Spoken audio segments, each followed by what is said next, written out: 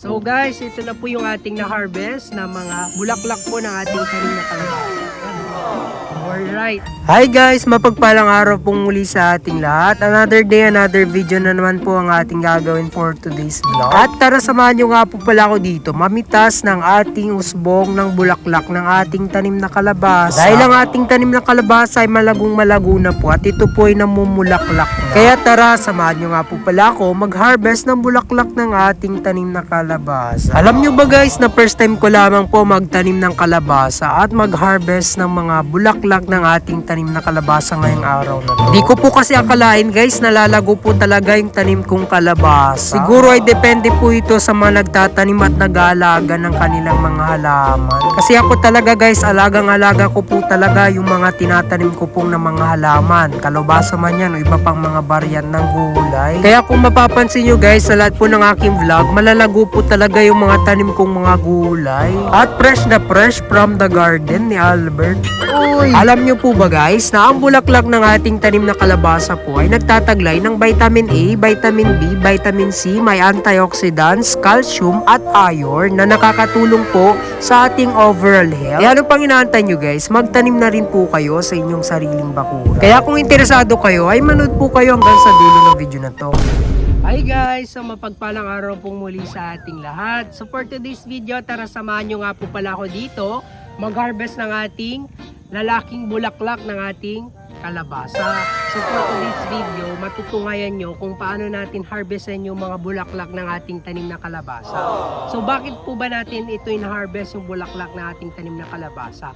Ngayon po ay umaga at kailangan na po nating harvestin yung ating bulaklak na ating tanim na kalabasa para po hindi po malanta pagdating ng hapon at hindi masayang. So marami pa tayong pwedeng paggamitan sa mga bulaklak ng ating kalabasa. No? Maraming mga dishes or mga luto na pwede nating iluto gamit ang bulaklak ng ating kalabasa. So tara, samahan nyo po ako na harvestin yung ating bulaklak ng ating tanim na kalabasa.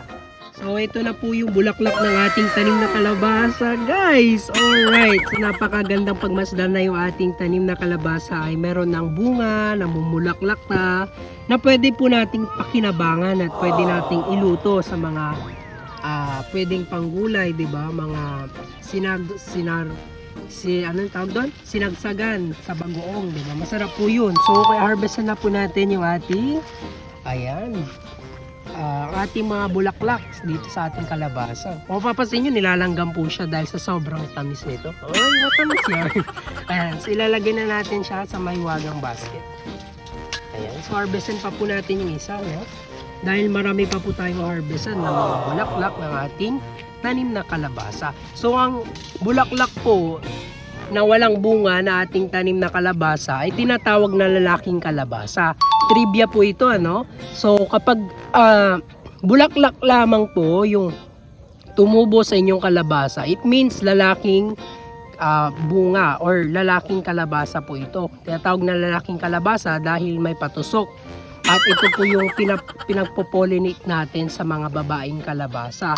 Yun po yung mga may bunga na may bulaklak sa itaas ng mga bunga ng ating kalabasa. So ilagay na po natin dito sa ating harvestan pa po natin ito dahil marami pa po tayong i-harvest na ating bulaklak ng ating tanim na kalabasa. So kunin na po natin ito. Ayan o.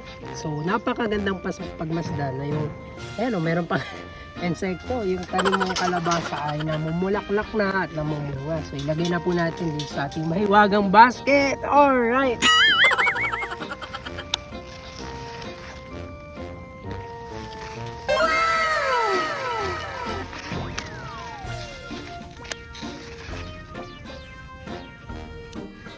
Ayan, so harvestan lamang po natin dahil pwede natin itong pang gawing sahog sa pinakbet o kaya naman sa mga binagoongan na mga luto, di ba?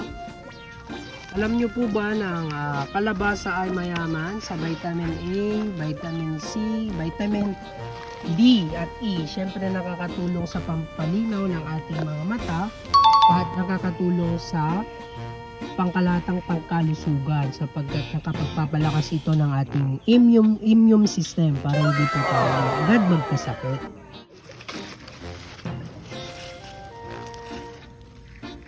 Oops. Ayan o. Alright. Ang daming langgam guys. Lagay na po natin sa ating maiwagang lalagyan sa ating basket. So ito, harvestan pa po natin ito, no? Alright. Ayan, so harvestan na rin po natin ito guys. Alright. Oh.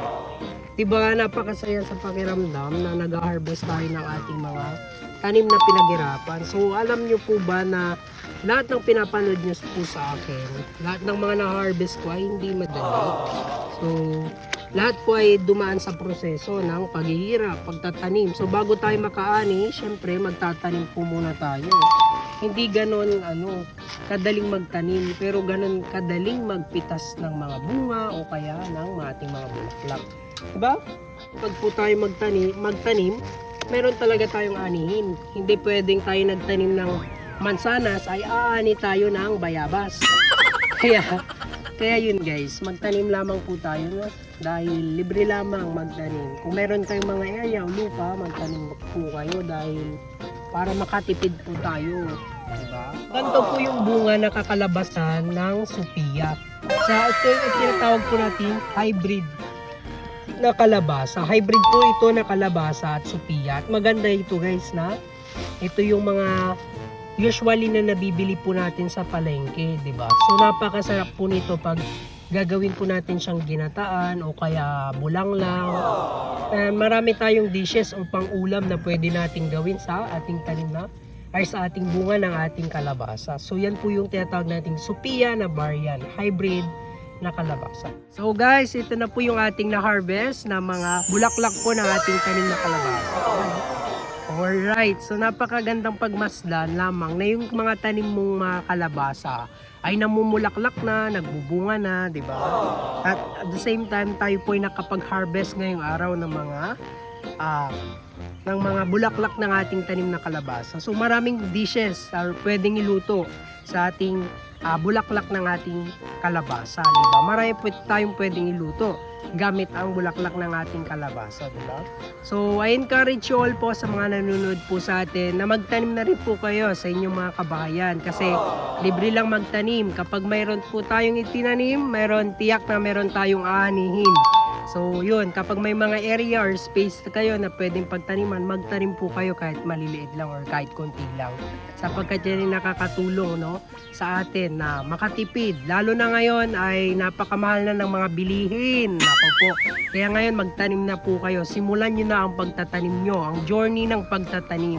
So wag nating ikakahiya ang pagtatanim, ang pagiging farmers, ang pagiging pharmacies dahil ito po ay nakakatulong sa ating ekonomiya at the same time nakakatulong sa atin na makatipid lalo na napakamahal na ng bilihin. Ngayon pa lang, simulan nyo na magtanim. So yun lamang po ang aking may babahagi sa video na ito. I hope that you have learned something about new to our video. Thank you. Don't forget to heart, share, comment, and follow our Facebook page. Buhay Bukid ni Albert. Thank you so much. And God bless us all. Bye-bye.